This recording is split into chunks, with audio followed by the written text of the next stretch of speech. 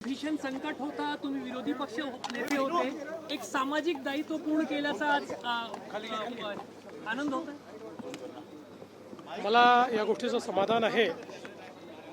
कोरोनाच्या काळामध्ये एक संकल्प त्या ठिकाणी आम्ही केला होता. विशेषतः अनेक परिवारांमध्ये कर्ता पुरुष गेल्यामुळे त्यांच्या पत्नीचं, मुलांचं भविष्य अंधारात होतं आणि त्यावेळी आमचे संदीपजी जोशी हे सिद्धिविनायक फाउंडेशनच्या वतीनं पुढे आले आणि त्यांनी घोषणा केली की अशा परिवारांचं पालकत्व हे आम्ही स्वीकारू. जवळपास 293 परिवार हे रजिस्टर झाले. मी देखील तेव्हा त्यांना सांगितलं की यापैकी 100 परिवारांचं पालकत्व हे मी देखील त्या ठिकाणी स्वीकारेल. त्यांनी स्वतः कोरोनापासून आजपर्यंत त्या परिवारांचं शिक्षण असेल, त्यांच्या इतर सगळ्या गोष्टी असतील, या सगळ्या गोष्टींकडे त्यांनी लक्ष दिलं आणि आज त्यापैकी एका एकल मातेचं विवाह या ठिकाणी झालेला आहे. प्रीती ही जी आमची मुलगी आहे तिचा विवाह आज शिवम यांच्यासोबत झालेला आहे आणि पुढच्या काळामध्ये जवळपास या सगळ्या परिवारांमध्ये मिळून 300 मुली आहेत. त्या सगळ्यांचा विवाह होतपर्यंत ही सगळी जबाबदारी संदीपजींच्या नेतृत्वात आम्ही स्वीकारलेली आहे.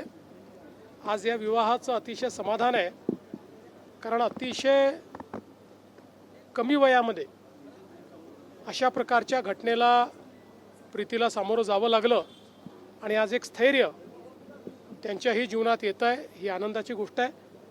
आणि मला असं वाटतं की हे जे काही कार्य आहे हे कार्य करताना खरोखर अतिशय समाधान मला वाटतं आणि याकरता संदीप जोशीजी यांचं विशेष आणि मनापासून अभिनंदन करतो. महाराष्ट्र सरकारनं ज्या पद्धतीनं यापूर्वी आई वडील ज्यांना नाही, अनाथ मुलं जे आहे, आरक्षणासंदर्भामध्ये एक निर्णय घेतला होता. कोविडमध्ये जे लोक अनाथ मुलं असतील त्यांच्या आरक्षणासाठी महाराष्ट्र सरकारनं ज्या पद्धतीची योजना आणली आहे त्या संदर्भात काय सांगा? महाराष्ट्र सरकारने अनाथ मुलांकरता 1% आरक्षण हे त्या ठिकाणी दिलेलं आहे आणि आता मोठ्या प्रमाणात त्यातनं नियुक्त्या होत आहेत. आणि ही पण समाधानाची बाब आहे की अतिशय गरीब, अनाथ आणि अनेक वेळा तर अनाथ आश्रमातच ज्यांना राहावं लागतं, नातेवाईक देखील कोणी काळजी घ्यायला नाही, अशीही मुलं आणि मुली ज्यावेळी मेहनत करून परीक्षा देऊन या आरक्षणामुळे त्यांना संधी मिळते आणि सरकारी नोकरीमध्ये ते जातात, ते बघितल्यानंतर खरोखर मनाला समाधान होतं.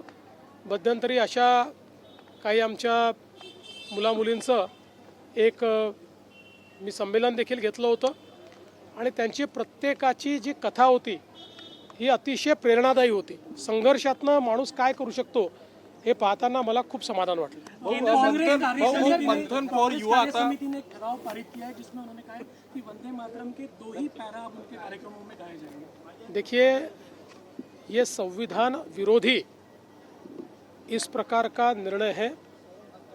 इसका कारण अब भारत में अंग्रेज़ों का राज नहीं है और भारत में स्वतंत्र भारत की संसद ने जो निर्णय लिया वो निर्णय संवैधानिक होता है और स्वतंत्र भारत के जो हमारी पार्लियामेंट है उसने लिए हुए निर्णय को हम नहीं मानेंगे, गुलामी की परंपरा को कायम रखेंगे. हम हमेशा कहते थे ये मानसिक गुलाम है.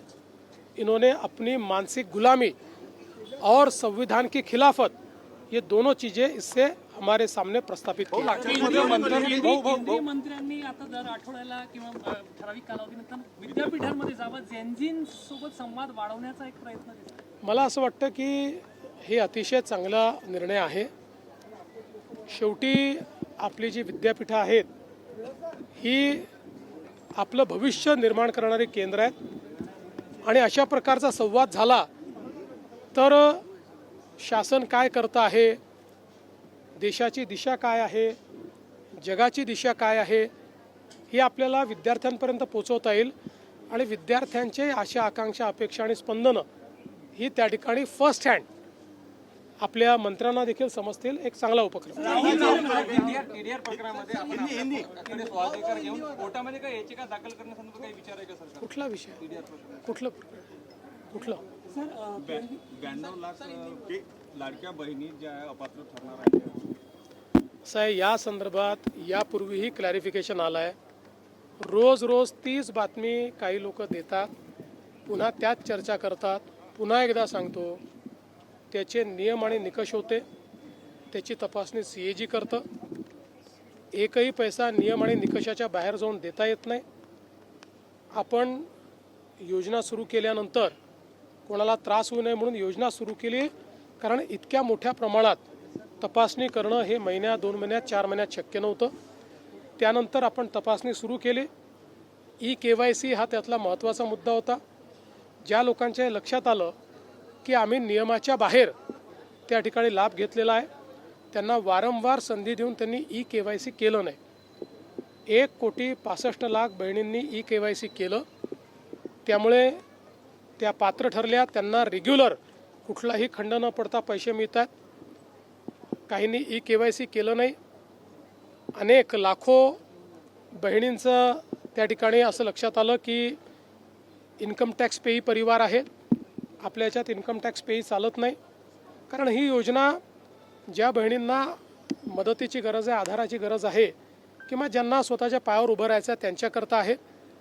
त्यामुळे त्याही जे काही लाभार्थी होत्या त्यांना आपण त्या ठिकाणी वगळलं.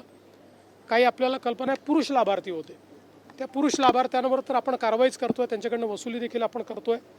काही सरकारी कर्मचारी होत्या, आता कदाचित त्यांनी सगळेच अप्लाय करतात म्हणून करून टाकलं, पण त्यांच्यावरही मला असं वाटतं की थोडी शिस्तभंगाची कारवाई ही करावीच लागेल. आणि म्हणून आता हा जो आकडा आलेला आहे 100% व्हेरीफाईड आकडा आहे. आणि या बहिणींना जोपर्यंत आमचं सरकार आहे तोपर्यंत लाडक्या बहिणीचे पैसे मिळतच राहतील. आता हे जे काँग्रेसचे आणि इतर लोक बोलत आहेत, हे तेच लोक आहेत की ज्या लोकांनी लाडक्या बहिणीच्या विरुद्ध कोर्टामध्ये केस केली, हायकोर्टात गेले, रोज शिव्या दिल्या, ही योजना बंद करा म्हणून सांगितलं, आणि आता तेच हिंदीमध्ये मगरमच्छ के आंसू म्हणतायत, तसे मगरमच्छ के आंसू आता हे यांच्या डोळ्यातनं वाहून राहिले. उच्च शिक्षण घेणाऱ्या मुलींना 2,000 रुपये पॉकेट मनी. संवाद राहुल गांधी पुण्याला येऊन तरुणाशी संवाद साधणार आहे. मला असं वाटतं की आनंदाची गोष्ट आहे, परंतु त्यांनी सरसकट तरुणाईशी संवाद साधला असता तर आनंद वाटला असता. पण माझ्याकडे जी माहिती आहे त्यामध्ये काँग्रेसच्या नेत्यांच्या द्वारे संचालित जी महाविद्यालयं आहेत त्यातल्याच मुलींचं रजिस्ट्रेशन करायचं आणि त्यांनाच तिथे आणायचं, अशा पद्धतीचे आदेश आहेत. पण ठीक आहे, त्याही आपल्याच मुली आहेत, त्यांच्याशी संवाद साधला तरी आनंद. उच्च शिक्षण घेणाऱ्या मुलींना 2,000 रुपये महिना.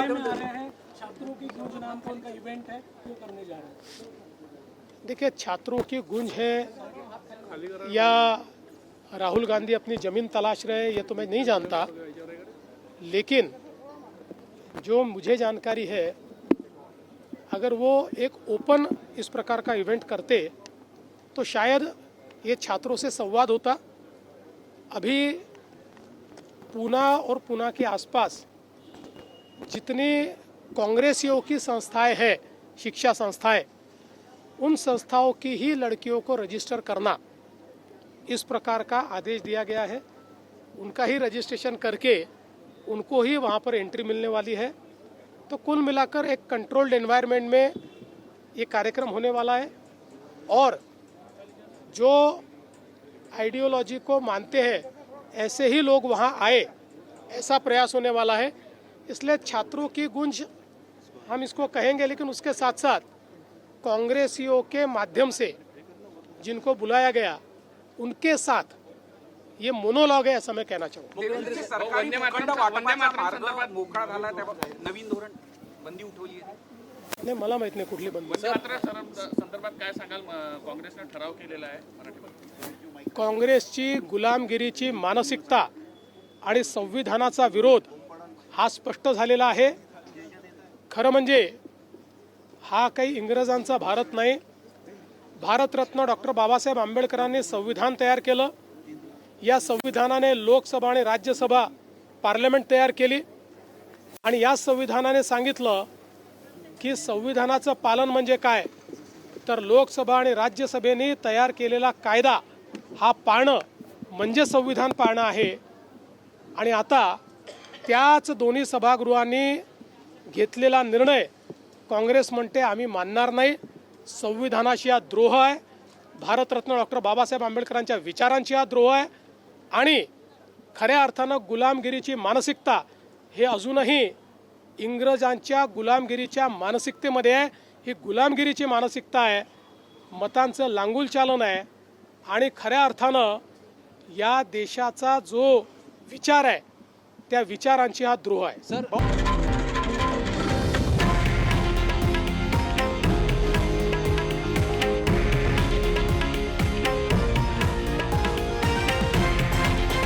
हे आहे देशातील नंबर 1 न्यूज नेटवर्क आणि आपण पाहत आहात TV9 मराठी, एकमेव.